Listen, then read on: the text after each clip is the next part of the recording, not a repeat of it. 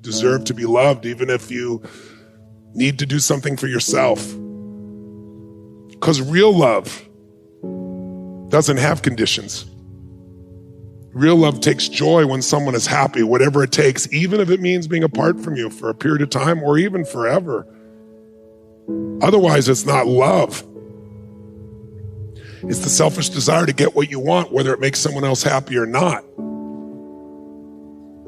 Some of you are in relationships where you're committed to the ship and not the relations. You're committed to the institution and you forgot the person. Because you don't even meet the person anymore. You meet your story about the person because you've told it to yourself so many times, so everything is seen through that filter. If you think someone is your dear, dear friend and they're loving and they're generous and they're a beautiful soul and one day they treat you like shit, you'll be shocked and you'll be angry. And if you can't resolve it and you have to leave to go deal with something, you'll generalize their behavior later on. And you'll say they're probably having a bad, what? How many of you had a day where you hope somebody generalized your behavior as just a bad day? But if somebody, you think that they don't care, or they're selfish, or they're mean because you've generalized about the human being. Because by the way, you can find selfishness in anybody if you look for it, including yourself. Whatever you look for, you're gonna find. Can you find beauty? Can you find love? Can you find generosity in any human being, yes or no? Sir John Templeton is probably one of the greatest investors in history. People don't know his name. He started out with nothing. He wasn't Sir, he wasn't from another country, he came from the US. And he decided that he wanted to understand wealth, and so he saved $10,000, a huge amount of money in those days. And when Hitler invaded Poland, he developed a belief. His belief was, you make your money in times of maximum pessimism. Like if you were around in 2008, 9, you remember what it was like, right? Yeah. You could have bought, the Sands in Las Vegas, you could have bought their stock for $2.28. Today it's $67.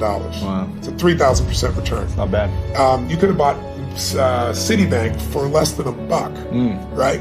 So people in those times, he understood that. And so what he did was, and everybody thought the world was gonna end, he took $10,000, he bought every stock on the New York Stock Exchange that was $1 or less, including companies everybody thought were going bankrupt. But when things are bad, people think it's gonna be bad forever. When things are good, they think it's gonna be good forever. And they're always wrong, life's cyclical. So there's a season for everything. So once we got through World War II and went a few years later, guess what? Those same stocks made him a billionaire. So when I asked him, I said, what's the secret to wealth?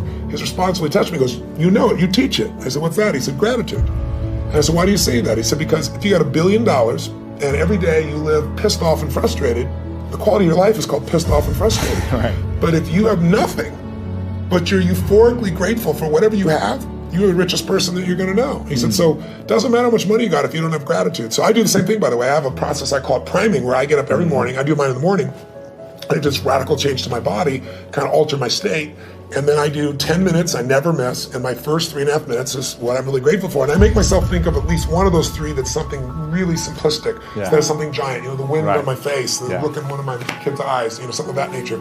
And then I do 3 minutes of strengthening, healing, and I do 3 minutes of when I'm going to create my world. And I do that for a minimum of 10 minutes every day, because I believe you have to condition it. You don't just hope that stuff shows up. Now, the reason that most people don't give is because they operate out of a consciousness of scarcity. They don't believe that there's enough to go around. They can't see themselves having the capacity to give. They don't believe that they have anything to offer. They don't see themselves as an opening for the universe to work through. So if you begin to look at this new era that we're in, begin to see yourself as an opening for the universe to move through, to work through, to make a difference in life. See yourself being used by life to improve the quality of life, to expand and to grow.